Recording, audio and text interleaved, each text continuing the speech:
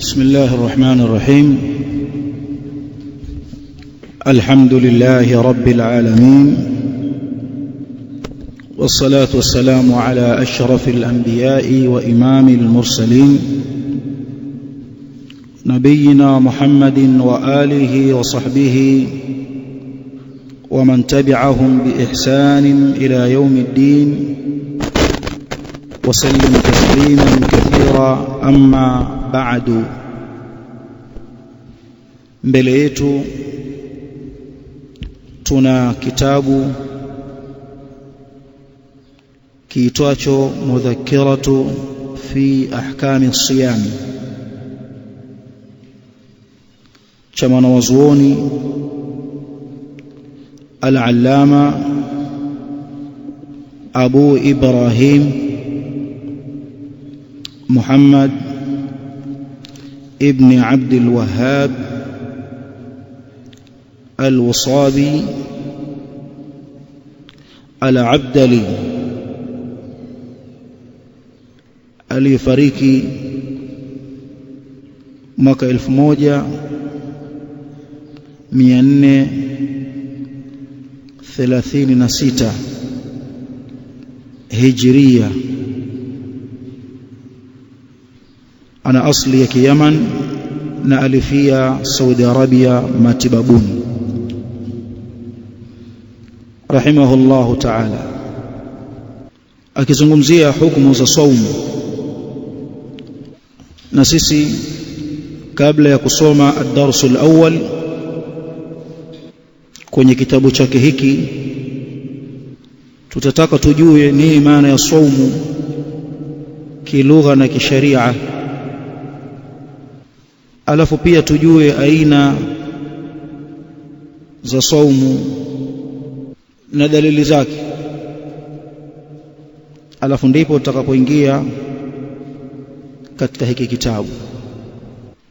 Tukisema neno saumu kwa matumizi yake ya kilugha, neno saumu kilugha ni kule kujizuilia. Saumu kilugha ni kule kujizuilia, amejizuilia, anajizuilia, kujizuilia. Swama yasumu sauma. Kwa hiyo saumu ni masdari ya swama, amefunga, amejizuilia, anafunga, anajizuilia. Kujizuilia ndio saumu, inaitwa sauman wa siyama. Uko wapi ushahidi kwamba Waarabu wakisema neno saumu wanakusudia kujizuilia? Sababu saumu ni neno katika lugha ya Kiarabu. Sasa iko wapi dalili, ima kwenye Qur'ani au katika hadithi au katika maneno ya Waarabu wenyewe wa shairi, limetumika neno saumu kwa maana ya kujizuilia? Katika Qur'ani aya ya 27 ya suratu Maryam, mama Maryam anasikika kuwaambia watu wake, inni nadhartu lirrahmani sawma falan ukallima alyawma insiya. Hakika mimi nimeweka nadhiri kumwekea Allah kwamba sitozungumza. Nimeweka nadhiri kumwekea Rahmani nadhiri ya kujizuilia kutokamana na kuzungumza. Falan ukallima alyawma insiya, leo hii sitozungumza na mtu. Baada ya kuyafanya yale yaliyoelekezwa na Allah, kipindi amepatwa na ile hali ya uchungu wa kujifungua, ukampelekea akajikokota kokota na kujisogeza sogeza mpaka akafika chini ya shina la mtende. akasema kwa masikitiko makubwa juu ya hali ile ya uchungu, ndiyo mara ya kwanza anapatwa na uchungu, hajui mambo ya kujifungua wala taratibu za uchungu na makali yake. Akasema laitani mitu qabla hadha wa kuntu nasyan mansiya, ya laiti ningelikuwa nimekufa kabla ya kutokea hilo tukio na nikawa nimeshasahaulika huko, uchungu uliompata. Fanadaha min tahtiha alla tahzani, tukamuita kwa maana kaitwa na malaika wa Allah Jibril aliyekuwa chini yake, kwa kuwa Maryam alikuwa kama kwenye kichuguu hivi, chini yake huko iko Jibril. Tukamuita chini yake tukamwambia usihuzunike, qad ja'ala rabbuki tahtaki sariya,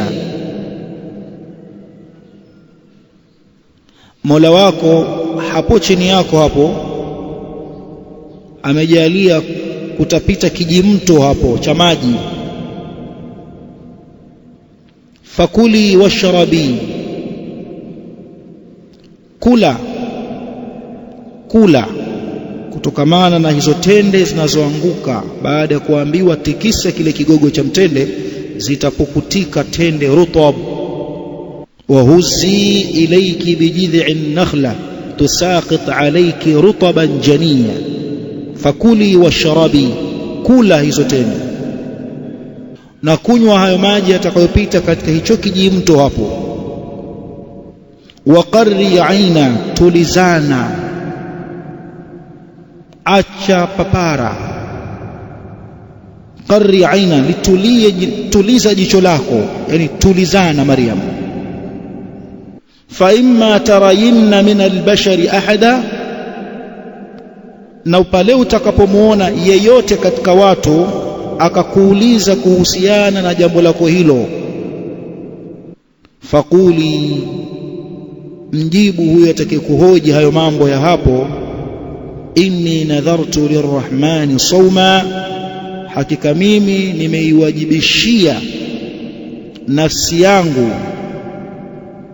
kwa ajili ya Allah subhanahu wa ta'ala ya kwamba mtanyamaza kimya, sawma, mtajizuilia na kusema, falan ukallima liyawma insiya, sitozungumza leo hii na yeyote. Na tendo hili la kunyamaza kimya pasina kuzungumza na yeyote kwenye sharia yao ilikuwa ni ibada, kinyume na sharia ya Mtume Muhammad sallallahu alayhi wasallam. Sasa limekuja neno saumu katika hii aya 27 ya suratu Maryam, na imefidisha kujizuilia kutokamana na kuzungumza. Kwa hiyo saumu ni kujizuilia kilugha. Na katika matumizi ya washairi wa Kiarabu juu ya neno saumu kwamba ni kujizuilia, ni kauli ya An-Nabighatu Dhubiyani. Anasemaje? khairun siyamun wa khairun ghayru sa'imatin tahta al-ajaji wa ukhra ta'luku al-lujuma. khairun siyamun, wako farasi wamejizuilia, wa khairun ghayru sa'ima, na wako farasi hawakujizuilia.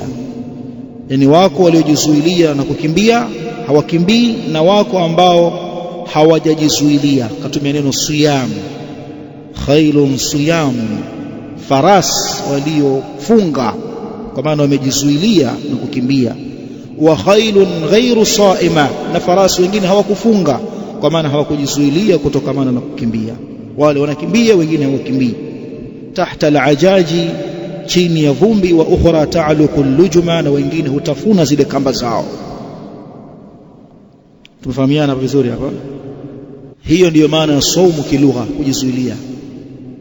Kwa hiyo unamuuliza mtu, vipi mbona usafiri? Mimi bwana nina saumu ya safari, kwa maana nimejizuilia kutokamana na kusafiri. Kujizuilia na kitu chochote ni saumu katika lugha ya Kiarabu.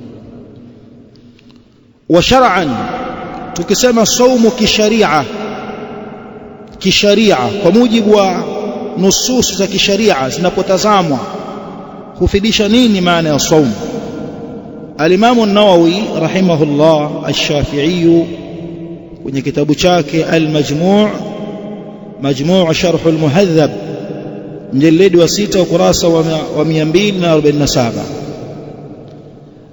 azungumzia saumu kisharia maana yake ni nini. Anasema imsakum makhsusun, ni kujizuilia kulikokuwa maalumu, sio kujizuilia na kutembea, kujizuilia maalumu.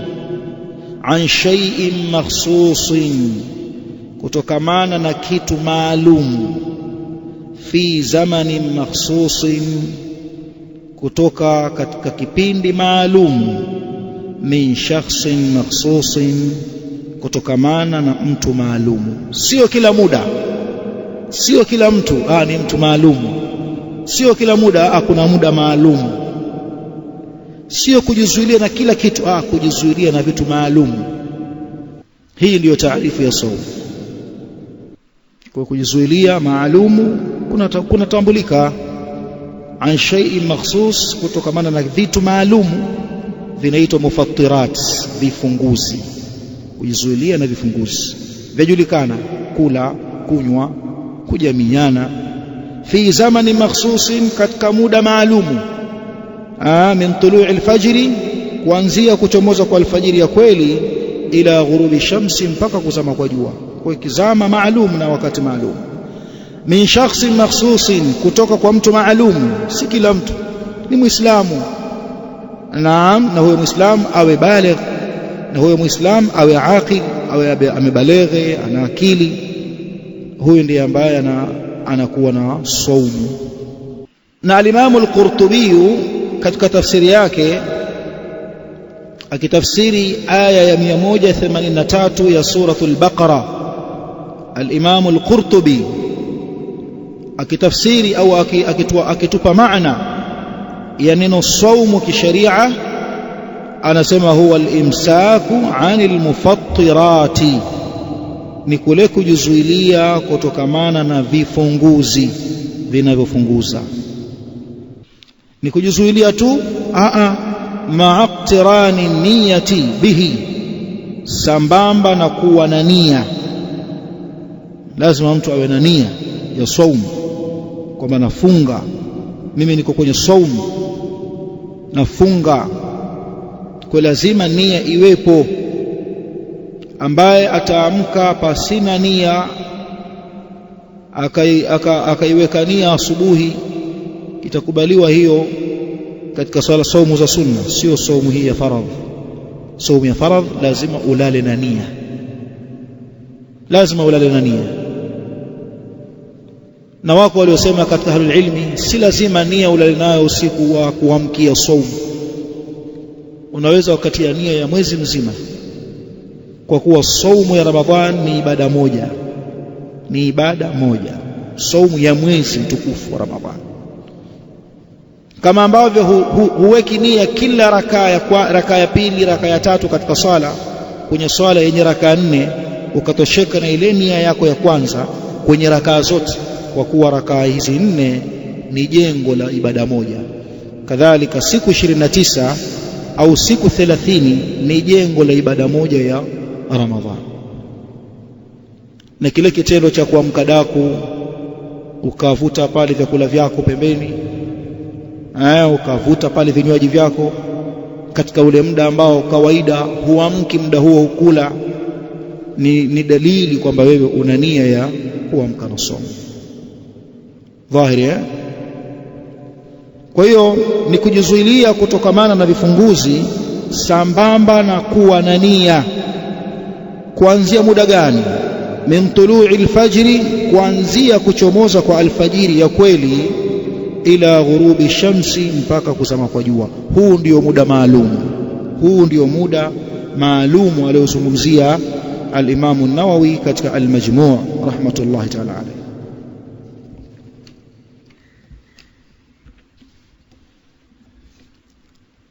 Hilo ni kuhusiana na maana ya saum kilugha na kisharia.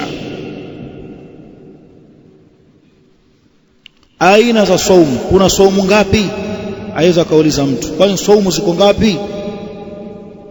Ahlul ilmi wameweka milango ikizungumzia aina za saumu.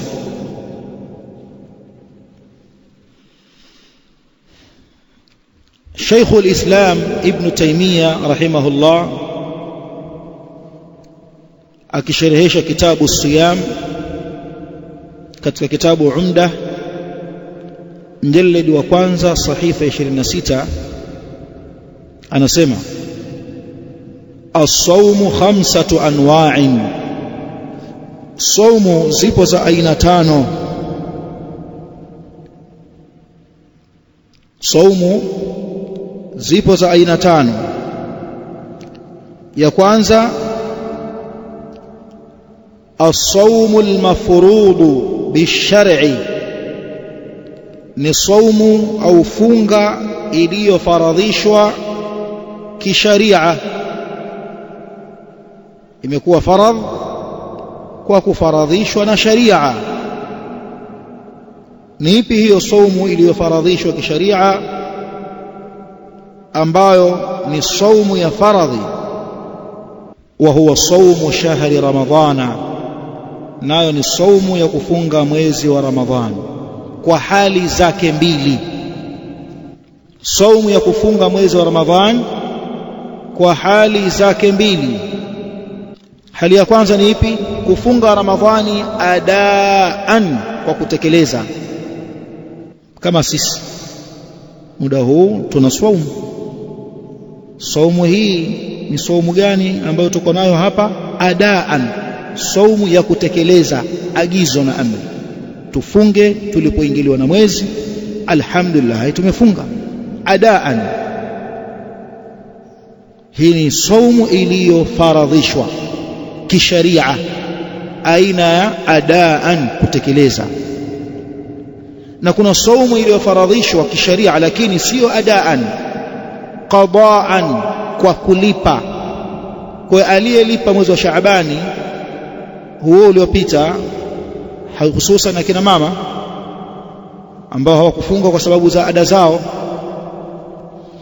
wamefunga ndani ya Shaabani lakini saumu ya faradhi ya Ramadhani. Je, wamefunga aina gani? Kwa kutekeleza au kwa kukidhi? Wao walikuwa wanakidhi, wanalipa. Kwa hiyo kuna saumu ya Ramadhani adaan, ya kutekeleza kwa wale wanaofunga katika nyakati zake na mwezi wake, na kuna saumu ya Ramadhani qadaan, kukidhi na kulipa. Zote aina hizi mbili ni saumu iliyofaradhishwa kisharia, adaan wa qadaa. Dhahiri. Kisha kuna as-saumu al-wajibu, saumu ya wajibu ambayo hukumu yake ni wajibu, fil kafarati, ambayo hupatikana katika kafara. Ziko saumu wajibu, kuna saumu zimefaradhishwa, kuna zile ambazo kwamba zimewajibika, umewajibishiwa kwa kutokea jambo fulani, kama vile zile saumu tunazofunga kwa kafara. Mfano, ameingiliana mwanamke na mumewe mchana wa Ramadhani, na si wasafiri, si wasafiri wala si wagonjwa. Kwa maana kama ni mgonjwa, mwenye ugonjwa unaoruhusu yeye kula, anaruhusiwa kula vyakula vikubwa na vidogo. Kadhalika si mgonjwa lakini ni msafiri, msafiri anaruhusika kula, anaruhusika kula vikubwa na vidogo. Tumeelewana hapa? Sasa yeye si msafiri, si mgonjwa, kwa maana ni mkazi wa mji, alafu ni mtu sahihun, ni mtu mzima, hana maradhi, mzima wa siha wala afya, akajamiiana mchana wa Ramadhani, huyu kuna kafara takiwa azifanye. Katika hizo aache mtumwa huru kama naye, kama hana mtumwa wa kumwacha huru, afunge miezi miwili iliyoshikana, Kwa atakayefunga miezi miwili iliyoandamana, sio kwamba kafunga mwezi huu akapumzika miezi mitatu akaja akamalizia mwezi mwingine, kwa mfululizo. Kwa hiyo saumu ile ni wajibu na ni kafara ya dhambi alilolifanya la yeye kujamiana mchana wa Ramadhani. Na hili ni kwa mke na kwa mume. Ikiwa mke amekhiari, hakutezwa nguvu, ikiwa katezwa nguvu, basi masala haya yatamhusu mume peke yake, aliyemteza nguvu mwenzake. Na kumteza nguvu pia kunaangaliwa. Tupo hapo. Kadhalika katika saumu za wajib za kafara, mathalan aliyeapa akataka kufuta kile kiapo chake. Mathalan mtu amesema, wallahi mimi bwana nyumbani kwa fulani mimi sitogusa, sigusi nyumba ya fulani, siendi kwa fulani, mimi kwa yule mimi na yule basi. Kuna kafara hiki kiapo. Miongoni mwa aina zake zile kafara zilizokuja katika ile aya, au kufunga siku 3, kafara ya kile kiapo.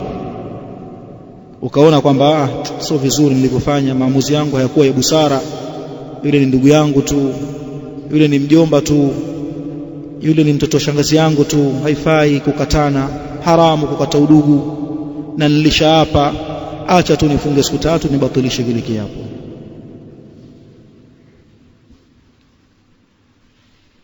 Dhalika kafaratu aymanikum idha halaftum.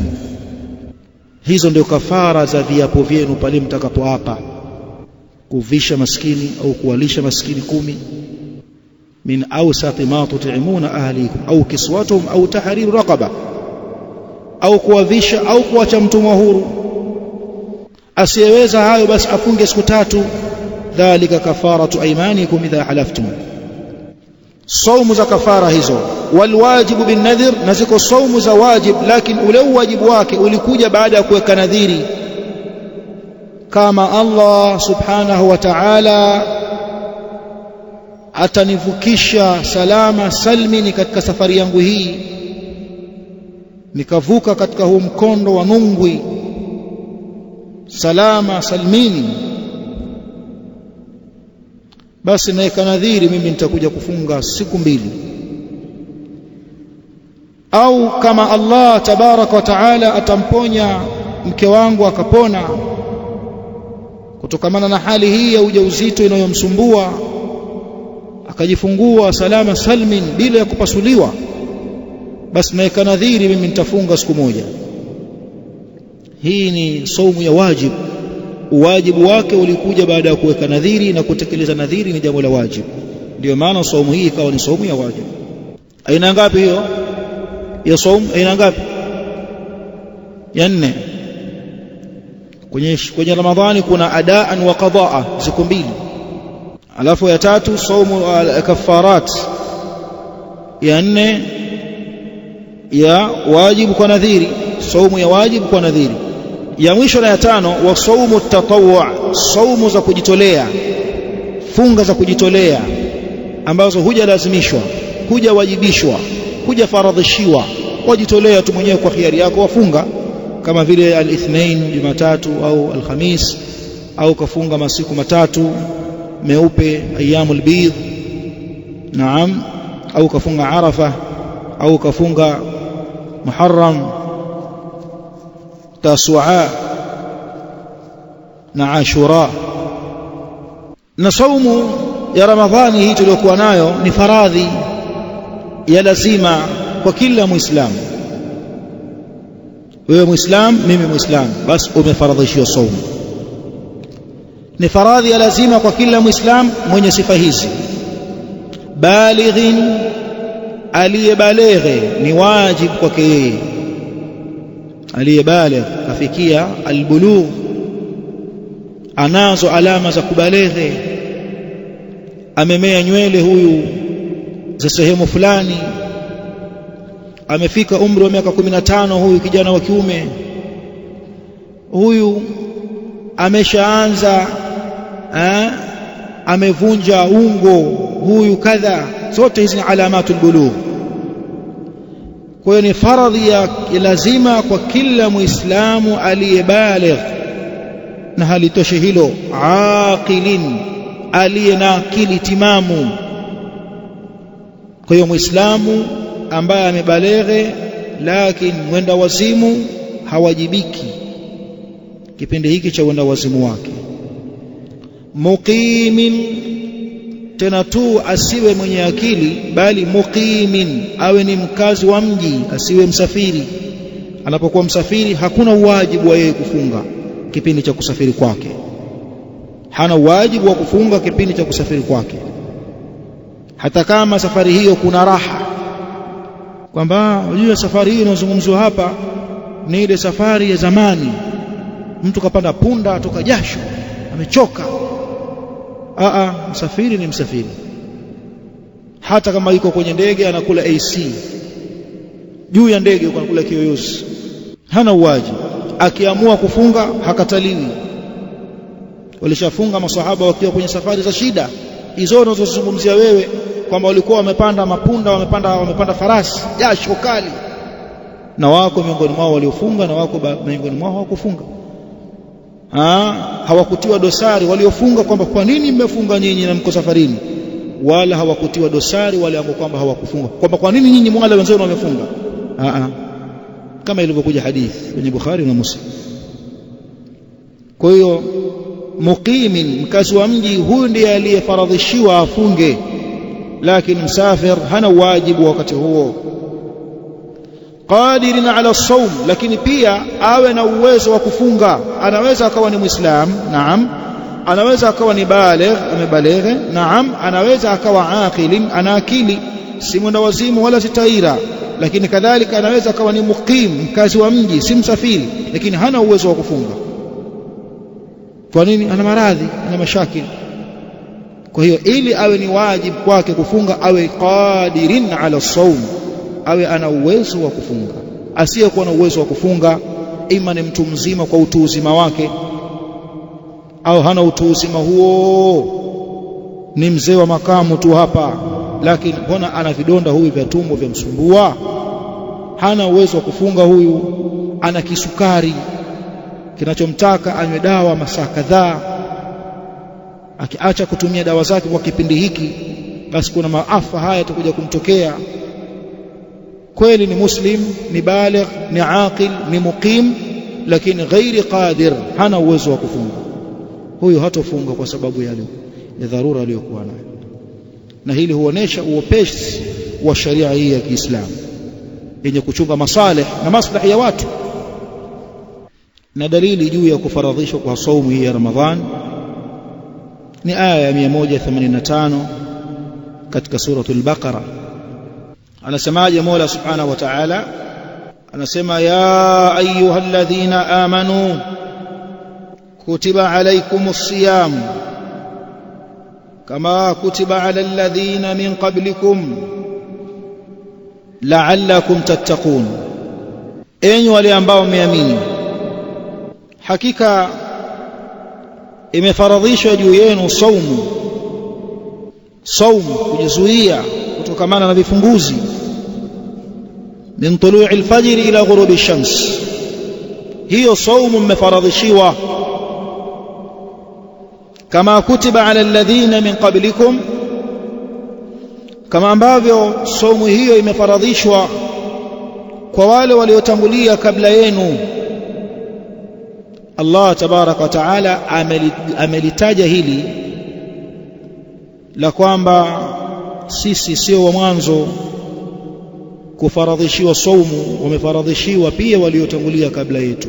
Mayahudi walifunga na manasara pia waliwekewa saumu. Wafuasi wa Musa waliwekewa saumu na wafuasi wa Isa pia waliwekewa saumu. Lengo la kutuambia haya atuliwaze kwamba so sisi tu, kumbe hata waliotangulia wenzetu pia walifaradhishiwa, liwe jepesi hilo kwetu. Ayyaman ma'dudatin, ni siku chache zenye kuhesabika, nyepesi.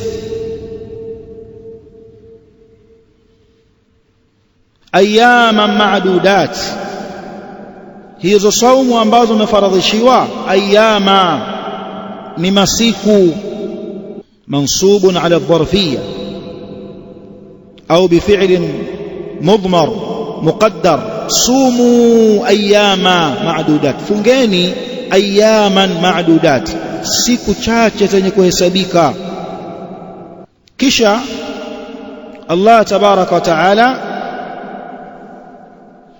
akaliwepesisha tena jambo baada ya kutuwepesishia kwamba ni siku chache alikuwa na uwezo wa kutuambia tufunge miezi 6 uwezo huo anao subhanahu wa ta'ala na hakuna ambaye kwamba angelipinga katika Uislamu fungeni miezi 6 mbona wanafunga waliojamiana kwa khiari zao miezi 2 kwa hiyo kutuambia ayyama ma'dudat ni wepesi katupa akatupa wepesi mwingine faman kana minkum marida basi yeyote yule ambaye atakuwa ni mgonjwa miongoni mwenu au ala safarin au akawa safarini fa'iddatun min ayamin ukhar basi ni hesabu za madeni ya siku hizo alizokula ambazo atatakiwa ajazilipe min ayamin ukhar siku nyingine kwa nini kwa sababu ya mazito anayoyapata mgonjwa wakati wa ugonjwa wake na mazito anayoyapata msafiri wakati wa safari yake kwa uzito huo Allah tabaraka wa taala akamfanyia wepesi kwa kumpa ruhusa ya yeye kula wa ala alladhina yutiqunahu na wale ambao yutiqunahu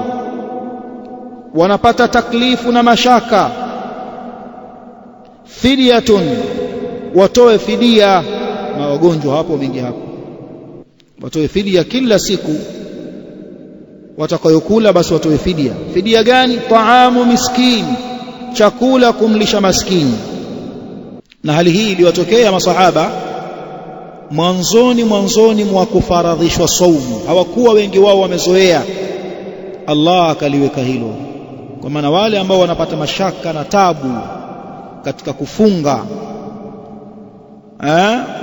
basi watoe fidia walishe maskini kwa maana walikuwa wengine wanafunga wengine wasioweza wanaambiwa nyinyi mnapata taabu lisheni mwanzoni mwa Uislamu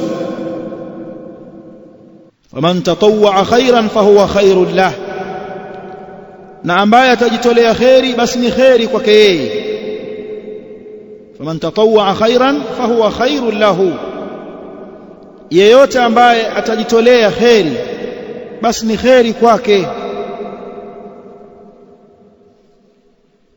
kwa maana imma akafunga huku akatoa wa antasumu khairul lakum na kama mtafunga kule kufunga kwenu ni bora zaidi kuliko kuacha aya hii bado kulikuwa na khiari ilipokuja aya inayofuata faman shahida minkum ash-shahra falyasumhu hapa ikawa ni amri sasa ya lazima kufunga ni lazima yule ambaye anapata tabu uzito kwenye kufunga aya iliyotangulia ilimpa khiari basi toa lisha maskini yaishi na wale watakaoendelea na saumu waendelee nayo wakawa watu wana khiari wanafunga wengine hawafungi mwanzo wa saumu watu wakawa wanapata tabu mioyo haijazoea miili haijazoea ikaja aya sasa shahru ramadhana alladhi unzila fihi alquran mwezi wa ramadhani ndio mwezi ambao ndani yake imeshushwa Qur'an ndani yake kuna muongozo wa watu na ubainifu wa muongozo na ubainifu wa kubainisha na kufarakanisha baina ya haki na batili hayo yote yamo ndani ya Qur'an faman shahida minkum shahra yeyote atakayehudhuriwa na mwezi falyasum na ufunge huo mwezi hakukuwa tena na kulisha na kadha na kadha yakaisha sasa itabakia wale watu wenye udhuru nyingine sio kwamba napata uzito tu mimi bwana najisikia kizunguzungu mimi bwana najisikia ovyo tu mimi bwana acha nifungue tu nitalisha ilikuwa ni lazima sasa baada ya kushuka aya hii faman shahida minkum ash-shahra falyasumhu amri ya lazima kwa imefaradhishwa na aya hii 185. Ama dalili ya kufaradhisha kwa saumu katika hadithi aliyotaja al-Imam al-Bukhari na Muslim kutoka kwa Abdullah bin Umar. Mtume sallallahu alaihi wasallam anasema umejengwa Uislamu juu ya misingi mitano. Katika hiyo mitano aliyotaja, au umejengwa Uislamu juu ya nguzo tano. Katika hizo tano ambazo amezitaja akasema wasiyamu Ramadhan, na kufunga mwezi wa Ramadhan. Kwa hiyo ni nguzo yenye kusimamisha jengo la Uislamu. Atakayeiangusha nguzo hii pasina sababu akaacha kufunga, kaangusha jengo la Uislamu. Bali yule ambaye atapinga uwajibu wake, kavunja nguzo ambayo itaangusha jengo la Uislamu, amekufuru anayepinga uwajibu wa Ramadhani. Na ambaye hapingi uwajibu wake lakini akawa hafungi wala hana sababu, ameandaliwa adhabu kali mbele ya Allah siku ya Kiyama. Ikiwa wale ambao watafunga alafu watawahi kufuturu kabla ya muda wake, wataadhibiwa siku ya Kiyama adhabu kali, kama ilivyokuja hadithi kwenye kisa cha Isra na Mi'raj. Mtume akaona watu wanaadhibiwa, akauliza hawa vipi hawa? Akawaambiwa hawa ni wale waliowahi kabla ya wakati wa kufuturu kufika. Sasa vipi asiyefunga kabisa? Kuna watu hawafungi kabisa, wala hawana maradhi wala hawana matatizo. Muislamu hafungi, hana maradhi, si msafiri, hana matatizo, yupo tu, ana adhabu kali mbele ya Allah subhanahu wa ta'ala. Haya yanaambatana na mada ya saumu, maana yake kilugha na kisheria, na kufaradhishwa kwa saumu katika Qur'ani na Sunna.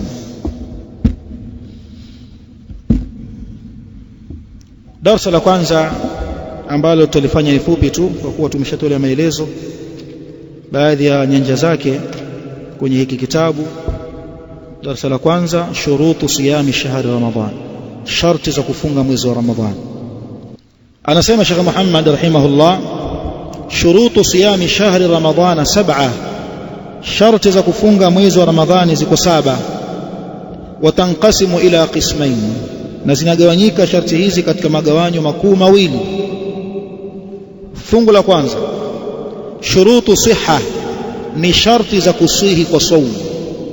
Kuna masharti wanaozuoni wanaita shurutu siha, masharti ya kusihi. Ili suihi saumu kuna masharti, wa hiya 4, na masharti hayo yanayopelekea kusihi kwa saumu ya mtu yako 4.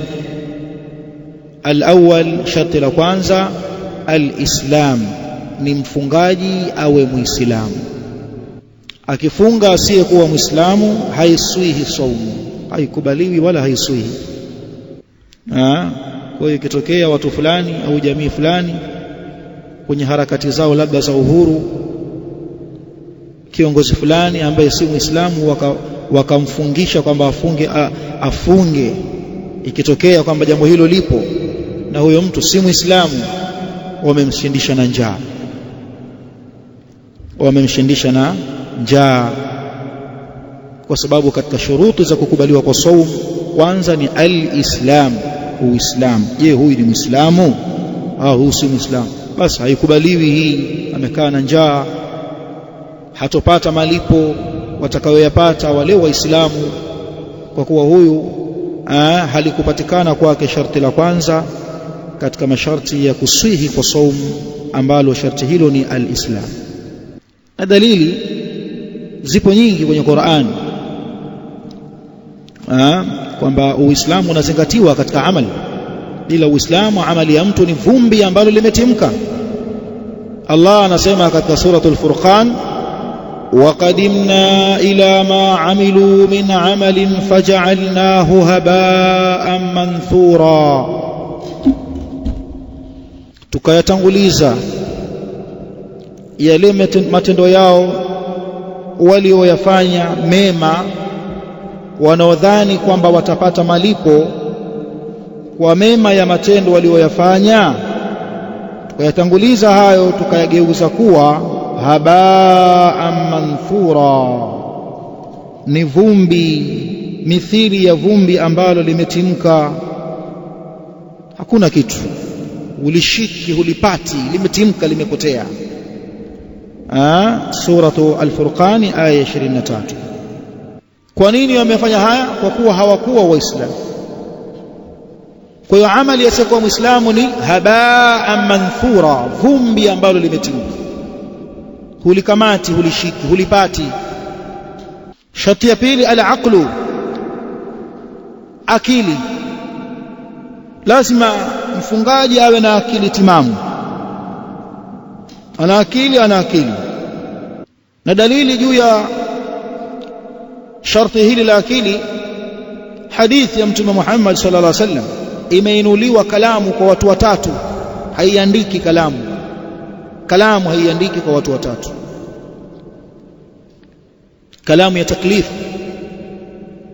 ya kukalifishwa na sharia, kwamba wafanya jema unaandikiwa thawabu, wafanya baya waandikiwa ovu. Kalamu hii haiandiki kwa watu watatu. Wa kwanza, anin naimi hatta yastayqidha, aliyelala mpaka aamke. Si amelala huyu, akili yake haipo, haifanyi kazi, huyu haandikiwi kitu. Hata kama atasema maneno, atatukana, haandikiwi kitu. Kutokea usingizini mtu akasema, muda wa kuwa amelala huyu, basi kalamu yake haifanyi kazi, kwa mujibu wa hadithi ya Mtume sallallahu alaihi wasallam. Wa anil majnuni hatta yafiqa, imeinuliwa kalamu kwa mwenda wazimu asiyekuwa na akili mpaka arejelewe na akili yake. Ikimrejea akili, akisema neno laandikwa. Muda wa kuwa bado ni mwenda wazimu, aseme, atukane, aimbe, haandikiwi kitu. Nini? Majnun, kalamu kwake imeinuliwa. Wa anis sabii hatta yablugha, na mtoto mdogo mpaka abaleghe. Akifanya mema mtoto mdogo anaandikiwa baba yake, kadhalika anaandikiwa mzazi wake. Sharti la tatu la kusihi kwa saum, tabiitu niyati min al-layl, kulala na nia kuanzia usiku, kabla ya kufika ule wakati wa kuanza kufunga, ambao ni wakati wa kuchomoza kwa alfajiri ya kweli. Alale na nia huyu kuanzia usiku. Likulli yaum, kwa kila siku amke na nia. Tumeona kwamba baadhi ya ahlul ilmi wanaonelea si vibaya akawa na nia ya mwezi mzima. Sheikh Muhammad hapa rahimahullah anaonyesha kwamba kila siku mtu awe na nia, aifanyie tajdidi ile nia yake, na hili jambo lina kauli nyingi za ahlul ilmi. Naam, tuangalie hapa aqwal za ahlul ilmi masala ya nia. Je, ni kila siku kuwe na nia yake? Jumhuri, sio jamhuri. Ukisema jamhuri ni jamhuri ya muungano. Jumhur, yani jopo la waliokuwa wengi katika wanawazuoni. Jumhur katika lugha ya Kiarabu. Jumhuri ahlul ilmi, yani jopo la wanawazuoni waliokuwa wengi, akiwemo alimamu Ahmad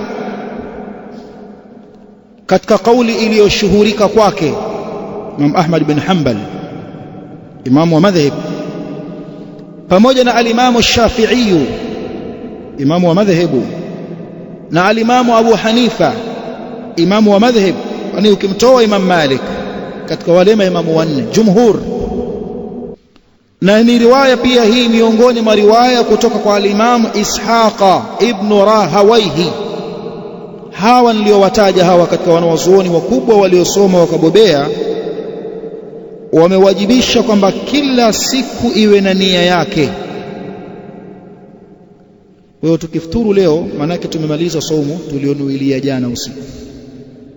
Kwa hiyo usiku wa baada ya iftari hapo, tukifuturu hapa, mtu anuilie kwenye moyo wake kwamba kesho na saumu, na kule kuamka daku ni dalili kwamba umenuilia kufunga. Na nia sio ile tunayosikia kwamba yatamkwa na watu, sababu mtu aweza akasema ambalo halipo kwenye moyo wake.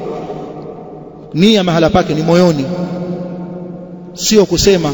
Aweza akasema mtu ambalo haliitakidi kwenye moyo, kama wanavyofanya katika baadhi ya ndugu zetu kwenye baadhi ya misikiti, wananuiza ima ni kabla al-isha, kuswaliwa al-isha au kabla tarawih. Utakuta baadhi ya watu wamekaa nje ya misikiti hawasali isha wala maghrib, wasubiri tu wanuizwe na imam. Vijijini mara nyingi tunayaona vijijini, watu wanakuja na baskeli yao, tunaenda kwenye kunuizwa. Haswali, akifika msikitini na kaa nje ya msikiti. Kama kuna mwembe kaka chini ya mwembe asubiri amsikie imamu aseme na waitu, na yeye atikia kule na waitu. Wako msikitini wenzake, yeye kaka chini ya mwembe. Maghadi an ada fard Ramadan hadhihi السنه ايمانا واحتسابا لوجه الله الكريم.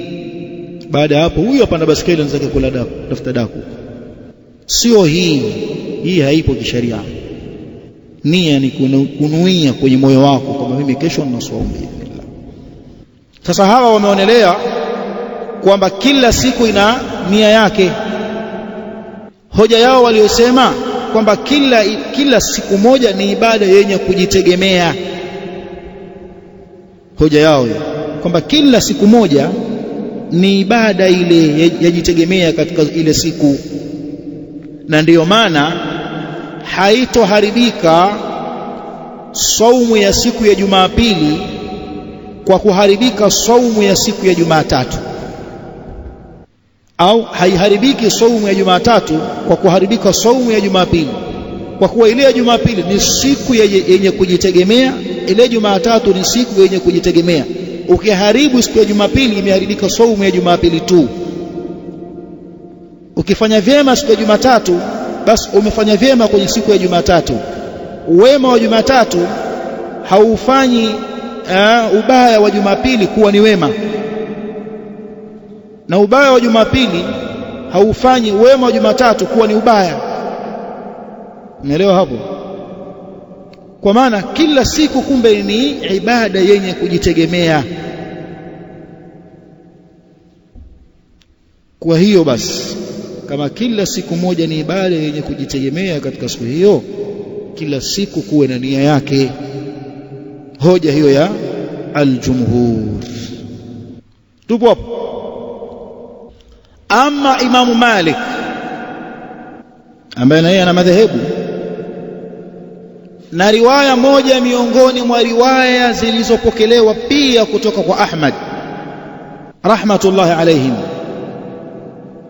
ambayo ndiyo riwaya iliyonusuriwa na kuchaguliwa na mwanawazuoni Ibn Aqili,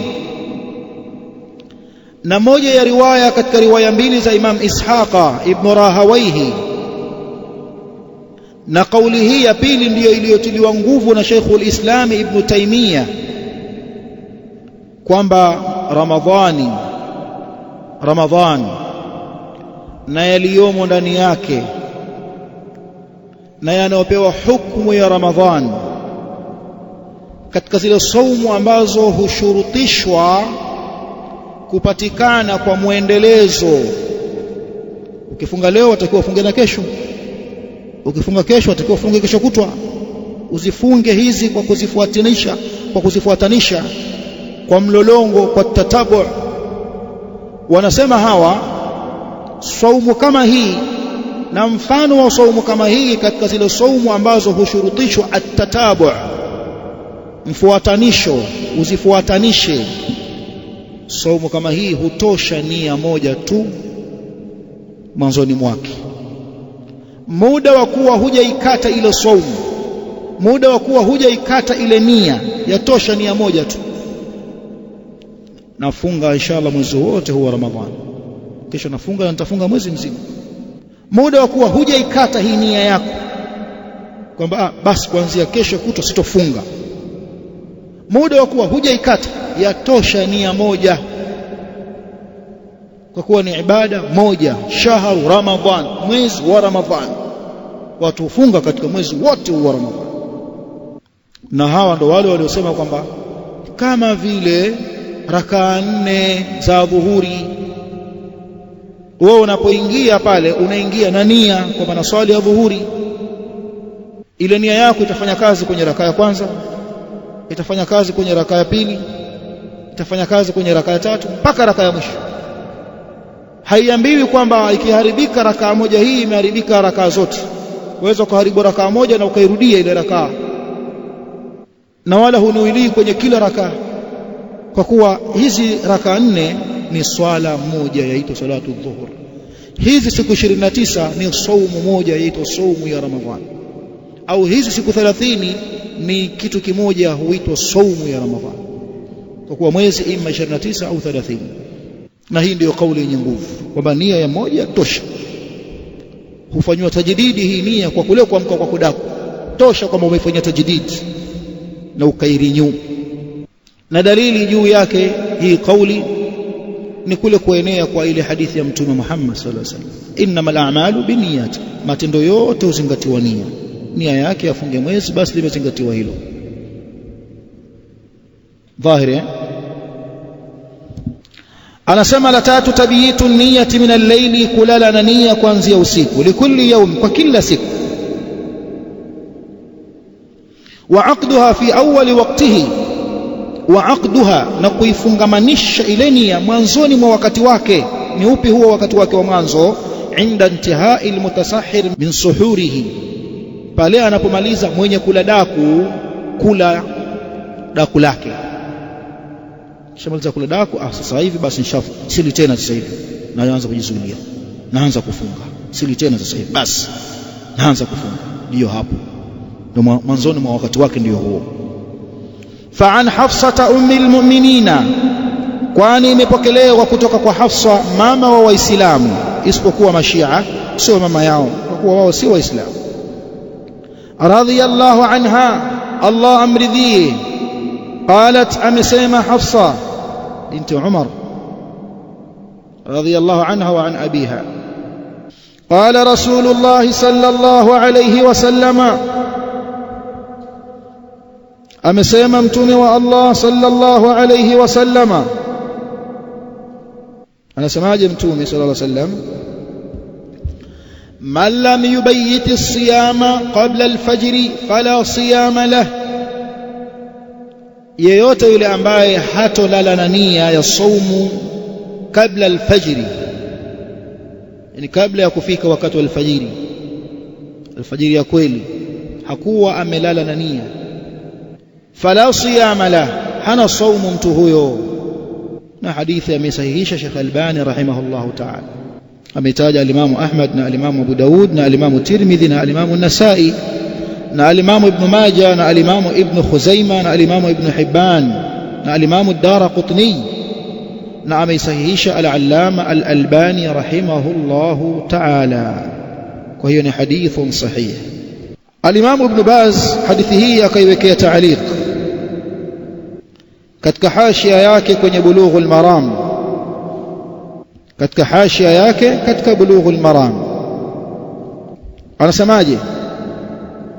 Anasema alhadithu yadullu ala al-amri bi'aqdi niyyati as-siyam fi awwal waqtihi, hadithi hii inajulisha juu ya kufungamanisha nia ya saumu mwanzoni mwa wakati wa saumu. Upi huo? Inda intihai as-saim min as-suhur, ni pale anapomaliza mfungaji kula daku, akajizuilia, akatia nia ya kujizuilia. Naam, basi hapo ndipo mwanzo wa kuifungamanisha nia ya saumu. Kwa hiyo asiyeamka na nia, asiyelala na nia akamka nayo nia hiyo, hana saumu. Kwa maana ambaye hakutia nia ya kufunga, ikatokea akaamka saa 12:30, saa 1 kasoro mathalan, hakuwa na nia ya saumu, ima kwa kuwa alikuwa ni mgonjwa au kadha, akaonelea acha tu nifunge leo. Saa ngapi? Saa 12:30 alfajiri. Saa ngapi hiyo? Saa 1 kasoro. Saa ngapi? Saa 11 kamili, wakati watu wanakwenda msikitini kuswali. Huyo hana saumu. Lakini kwa saumu hii ya faradhi ama saumu ya sunna, zimekuja hadith unaweza ukania hata kama umefika saa 4 asubuhi, bali katikati ya mchana, muda wa kuwa hukula chochote wala hujafanya chochote cha kufunguza, ukasema leo nina saumu, acha nifunge sunna, acha nimalizie. Nyumbani hakuna chakula, mke wangu kasafiri, mpaka dakika hii sijatoka kwenda mama ntilie, imefika saa 8:30 hii, saa 7 hii kasoro, acha nifunge tu. Baadhi wamesema yafaa kufunga hata kama ni mchana, baadhi wakashurutisha usio umefika katikati ya mchana, ukavuka katikati ya mchana baada muntasafi an-nahar. Kwa hiyo saa 3 asubuhi, saa 4:30 asubuhi, saa 2, saa 5 kasoro, acha nifunge, yaruhusiwa na utapata thawabu, lakini haitokuwa sawa thawabu yako na aliyelala na nia, hata kama hiyo saumu ni ya sunna. Aliyelala na nia ya saumu ya sunna na aliyenuilia katikati ya mchana au saa 4 asubuhi, hawawi sawa kimalipo, hawawi sawa. Naam, itakubaliwa yako na yule pia itakubaliwa, lakini kiujira hutomfikia aliyelala na nia. Lakini kwenye saumu ya Ramadhan wajib nia ulale nayo kabla ya kufika wakati wa alfajiri ya kweli kuingia mwanzoni mwa wakati wa saumu. Lazima uwe na nia. Ukiweka nia wakati wa saa 2 kama vile nia kwenye saumu yako ya sunna, haikubaliwi saumu yako ya Ramadhan. Je, kama haikubaliwi ule? Huruhusiwi pia kula, jizuilie hivyo hivyo, jizuilie hivyo hivyo, na hiyo siku uje uilipe kwa kuwa hukulala nayo kwa nia. Dhahiri tuishileni hapo. Sharti hili la 4 tutakuja kulisoma katika darasa la kesho insha Allah taala.